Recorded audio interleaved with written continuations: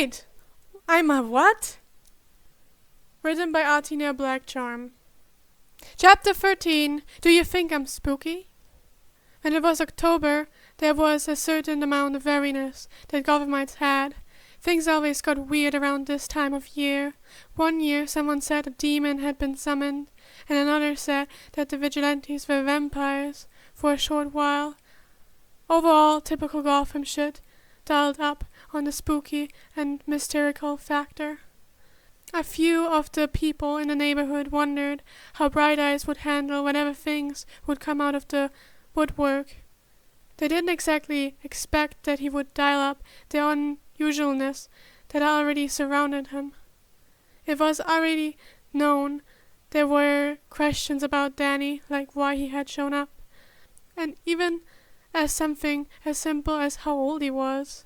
But there were also questions about how he showed up right when he was needed, or how he could carry a 30-pound something unconscious rogue up the stairs with no issue, or why his eyes glowed. However, they already knew some things about him. The most obvious were his eyes. Aiden was out late, trying to collect some items that could put some cash in his pocket. Patty had even made a bet with him, and he was damned if he was going to let her win. She was the type of woman who would hold it over your head for years. So far, he had been getting a good howl, and he was checking on the many alleys between two abandoned buildings. There was a slight twitch in his leg as he crouched down, but his back went stiff when he heard something coming further down in the alley. Usually he would have guessed that it was Tack or Tick, seeing as they likely to hide in the alleys.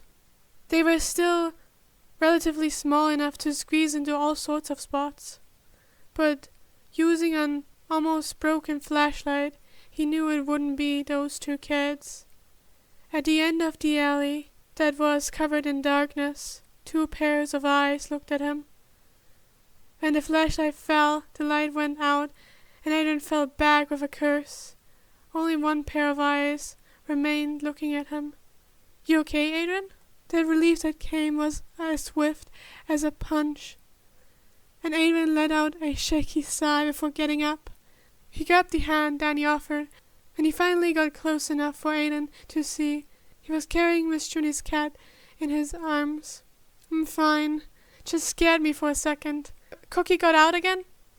Danny hefted the cat up and stroked its fur. Yeah, but Cookie's little escapade has come to an end, and I'm going to drop by Miss Junie's. He looked down at some of the items Aiden had dropped. You know, I'm pretty sure I saw Panty walking with Beth, he said. She was carrying a bigger bag than usual. That's cheating shit, Aiden hissed out before scrambling to grab his things. She can't use Beth. That lady knows where to get any shit you want. I swear if she tries. And Danny laughed. Not that Aiden cared. As much as everyone knew Danny's eyes were unusual, they all knew that Panty was a sneaky shit when she wanted to be, though not as much as Danny could be. He was silent, to a degree that you would think he wasn't there.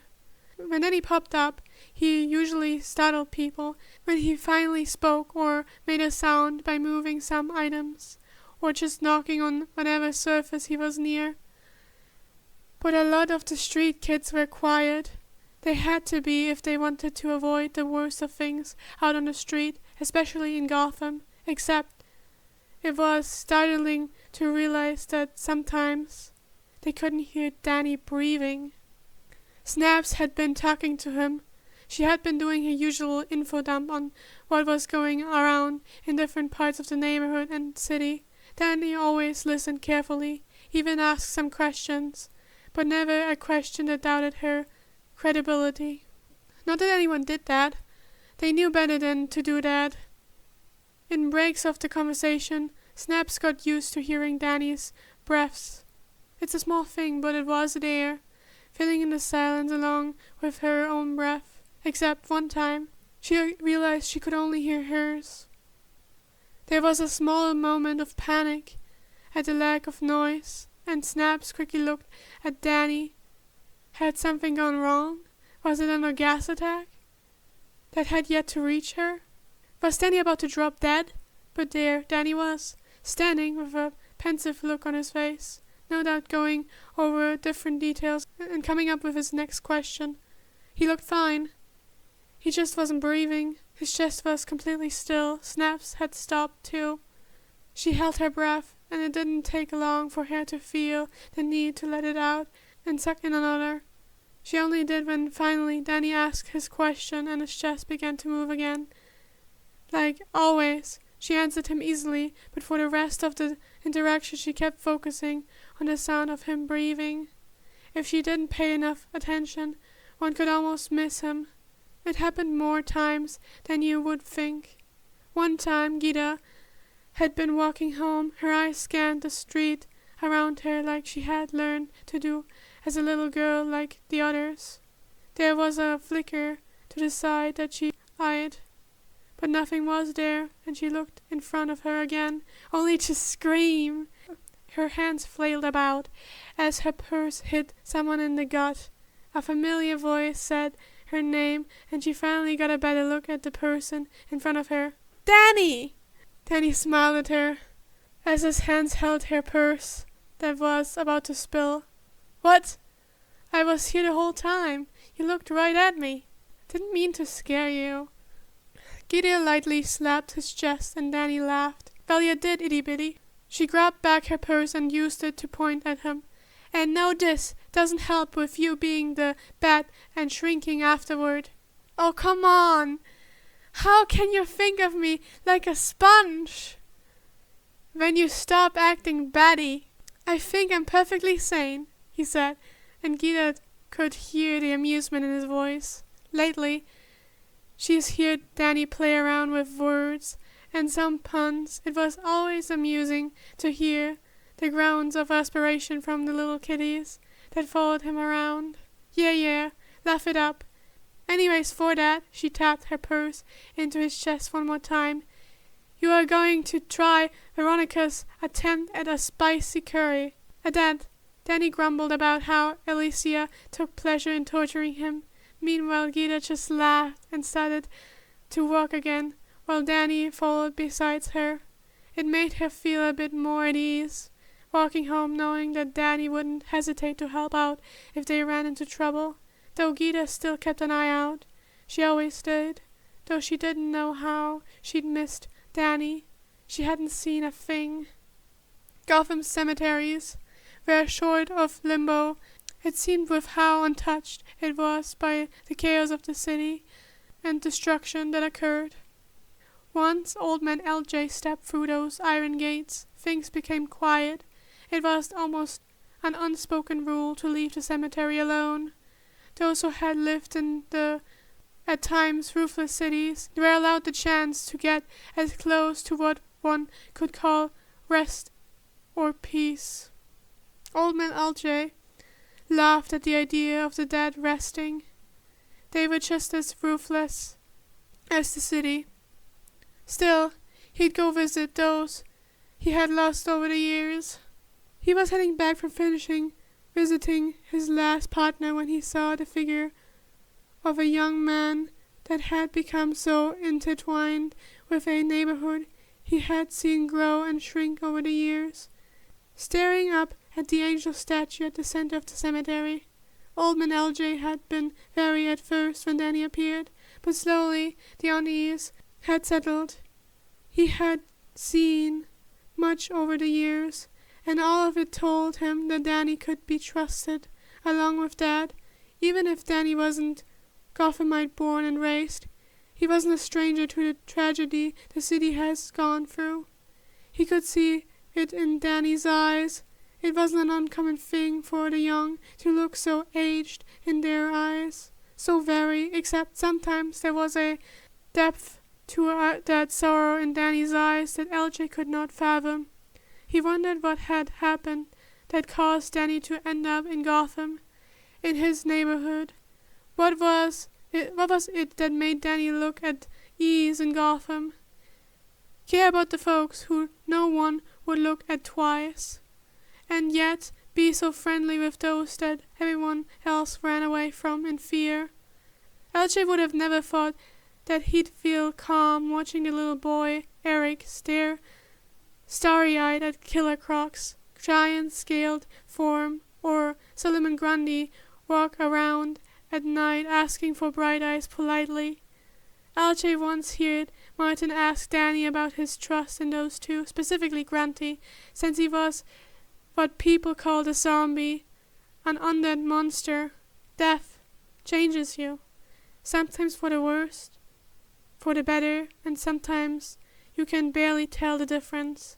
I've seen it happen, experienced it myself. Danny was especially quiet when he replied to Martin. I know what evil is. I know it like I know myself. I don't see it in Grundy. It said a lot how Martin hadn't pushed any further when he got his answer, and how LJ himself only felt more settled when he had heard Danny's words. The kid was trustworthy. When old man LJ walked by, he put the hat he had taken off and shoved it onto Danny's messy hair. Danny squawked in surprise, but LJ just kept walking, grumbling to himself, though the brat seemed to forget about the damn cold. Danny could feel things thinning as the months went on. It was familiar to the Infinite Realms, and he welcomed the sensation. Gotham's shadows were livelier, clinging closer to him, comfortably. He could see the shades that lingered and heard the whispers. It led him to the cemetery. There, in their resting place, the dead did not hide. They watched and listened. They beckoned him to come closer, while others whispered warnings to stay away. He liked the cemetery, reminiscent of the realms. Gotham would nudge him to the center of the closest cemetery to the neighborhood, where a broken angel still stood above all. Her cracked wings threatened to fall, but never did. At her feet covered was a nook where the shadows gathered, a place to rest, Gotham offered. And then he finally acknowledged the fatigue that had been clinging to him for so long. So he finally rested, nestled underneath the angel, with broken wings. With his eyes closed, he slowly let go of what had held so tight to him, and let it flow as he did when he wandered the realms. His appearance changed as his signs of life seeped away. There, the shades of the dead saw a curled-up creature taking shape underneath an angel, something with clawed hands that did not scratch at the granite, and long hair reaching out across the ground, like a shadow, though shadows never held pieces of starlight, like water reflected the night sky. It was quiet, and Danny did not bother to open his eyes, even when he felt Gotham grow curious at a new presence. "My liege," a voice said into the night. Danny sighed. "You really don't have to call me that," he told Fright Knight, who surely would be kneeling in front of him if he opened his eyes.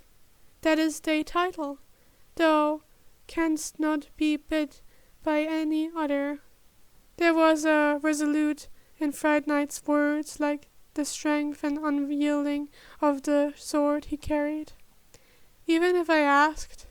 Danny asked, even though he knew the answer, unsurprised by the unrelenting aura of Fright Knight, horror to even call him anything else. It was the same answer Danny had heard countless times, no matter what he said. Fright Knight would always call him "my liege," deeming him worthy of a title that truly had no worth in the realms. Pyara Dark had failed at keeping his self-proclaimed throne. How could anyone imagine to rule over all of the infinite? Gotham, though, seemed amused at the title the knight used. She laughed lightly in his ear, making Fright Knight tense at the perceived disrespect, only to calm down when Danny sighed in amusement.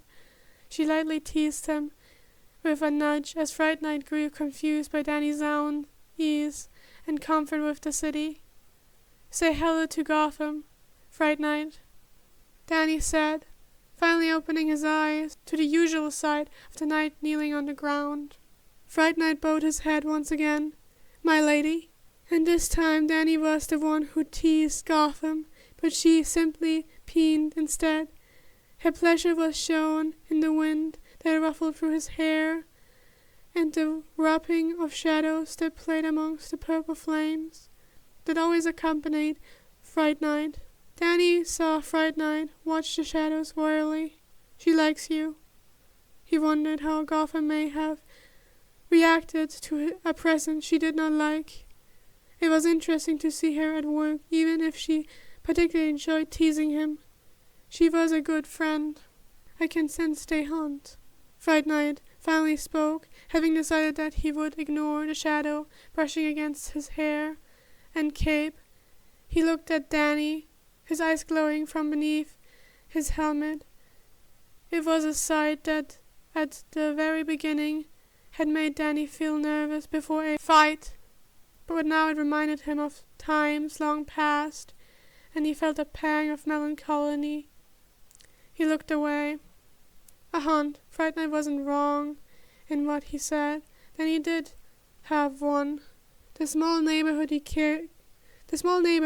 came across, they bordered along another older haunt, with little shadows that lived and breathed, and one particular confusing old man. Danny had forgotten what having a haunt felt like, especially one not stuck in a push and pull beyond what anyone could truly comprehend. It felt peaceful here, though Valen would laugh if he heard Danny say that. Gotham was still Gotham. Still, he liked it. "I'm glad," Fright Knight said, having felt Danny's contentment at his statement from before. Then with another bow of his head, he himself slipped away. Danny never did force him to stay, and it wouldn't be the last time Fright Knight would come by now that he had settled down. Danny let himself stay underneath the angel for a while longer, resting his head against the cool granite before he was reminded of something. He slipped out from underneath the statue like a shadow and smiled. He had another friend to visit. Grundy was relaxing, leaning against the wall deeper in the tunnel, far enough that it was less human than the others, stone untouched by the living, and where death was as prominent as the wind. There was a whisper of lullaby, carried by the wind, that reached down on the ground. Death, like fog, was sweeping through the city, and with it, soon, Grundy felt little Death draw near. He smiled at his friend, who smiled in return. A different one Grundy had seen before, but he was no stranger to change.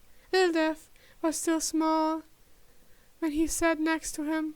Soon Grundy's own lullaby joined that of Death, and Little Death did not hesitate to accompany him. Their heads slightly bobbed up and down to the cadence of his words. Slowly it sounded less and less like the language the living spoke, more eerie, with meaning that would be hidden from anyone except them and the city. Through it, Little Death became more familiar with the story of Solomon Grundy and who he was before. They grew to know the story of when Grundy woke up, changed for the first time in the swamp. Then when he finished, Little Death would hum and croon. The sound echoed through the sewers, telling his own story as well. So Grundy grew to know the story of a boy alone in a house, of something down below that cracked like a storm and struck him, that when Little Death woke up too, also changed, just like Grundy had on a Saturday.